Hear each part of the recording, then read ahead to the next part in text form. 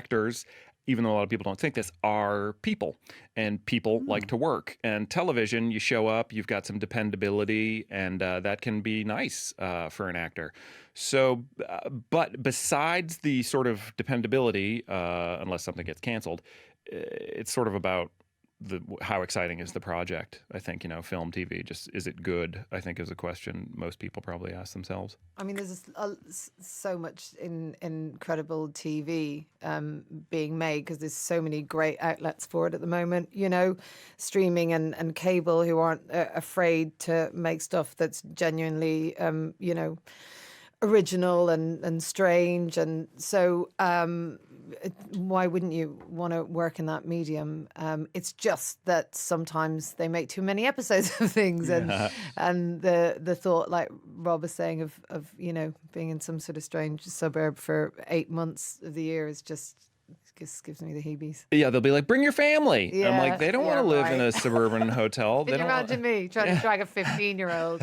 You'll love Orlando. Yeah, it's a suburb of Orlando. They don't even get Orlando. That's not ideal at all. Do you think you'll ever move back to America, Rob? Not anytime soon. It would be hard because I have kids, and we've lived here for a few years. Do I want to move them to a country that doesn't have an NHS? Do I want to move them to a country where you walk down the street and you trip over 7 semi-automatic handguns? There's a lot about the UK that we really love, including the BBC and Channel 4. And the weather. And the weather. And the new Greg's vegan sausage rolls. Sorry, I have to work that in. They sponsor my show. Not Catastrophe, Looks but like the Piers show Morgan I do won't be for coming to your show. The rats in my Greg. cellar. Yeah, Greg. Yeah, exactly. Right. Greg. No, it's several Gregs. But I love America. I love Yosemite National Park, and I love barbecue. But I found a good barbecue restaurant in North London. So not anytime soon. We're happy here, and so I guess no. I could have just said no. It must kind of greatly sadden you, and actually it was greatly sadden anyone that sees the world at the moment as a place of increased division. Mm-hmm. But America seems to be a place where day on day something Well, first of all, I would say shame on you personally, because all the same problems. I hear that a lot. Because, here's the thing: Donald Trump is a Dayglo nightmare, right? Which is in a way good because you're like, wow, we have to address this. But there's so much going on in the UK but it's a little bit more dressed up, So people are like, I'm sure it'll be fine, and it absolutely won't be. So it's more of a sort of putting a frog in a pot of water here and turning the heat up slowly, whereas America is properly on fire. So all the problems in the UK will still kill poor and disabled people absolutely dead, but it'll just happen in sort of a more palatable way, easier to sell to the public. So America likes to barbecue their frogs. Yeah. So a lot of the same problems here. So why don't you get down off your high horse or mule or whatever it is. Yeah, no, I understand. Look, I work for 5 Live. We're a news station, so I'm confronted with this on an hourly basis. Okay. Trust me. In fact, twice hourly, because we do the news on the hour and a half past. I'm not defending America. It's a mess, but I just want the UK to understand that they're down there in the bog as well. Yeah, don't get comfy, UK. Yeah, I know. But especially, I guess, don't get comfy, London. Because London is completely different to the UK in many ways. I live outside of London. I lived in London for 20 years. I now live in the northwest, and it is a different country. And so seems to be New York to the to the suburb of Orlando you mentioned earlier. It certainly is different to that your daughter is pining to move to. Yes, indeed. So, do you think any of what you are seeing going on around you on either side of the Atlantic will inform the kind of writing that you do?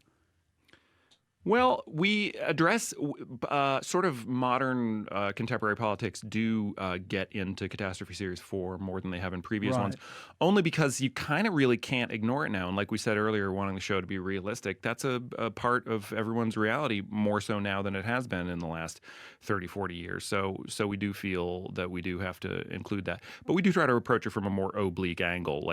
We're not getting up there, delivering screeds, but rather we're showing what we see to be the effects of certain things happening now. That's it. I mean, modern contemporary mindset is, even if that's just displayed in your characters, it's you're still feeling the effects of the world and what's going on around us through the characters and the choices they make. It doesn't necessarily have to be specifically, political. It doesn't have to specifically address things. It's just we've all sort of changed a bit, haven't we?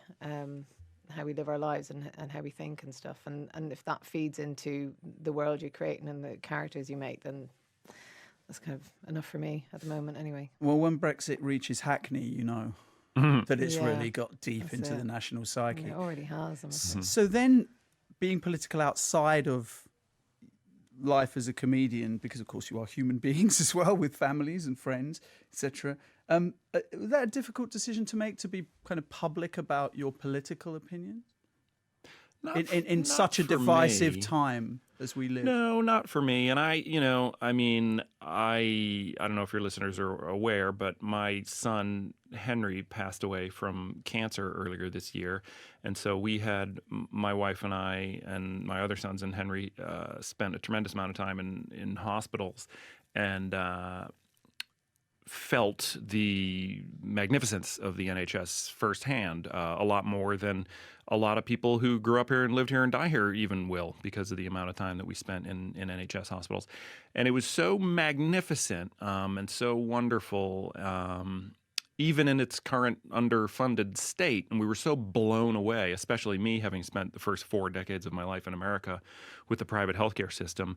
So for me, there's no way I can't talk about the NHS. There's no way I can't talk about social care, because I now, like it or not, I now know things about the NHS and about social care and about the way that they work and about the way that they're funded.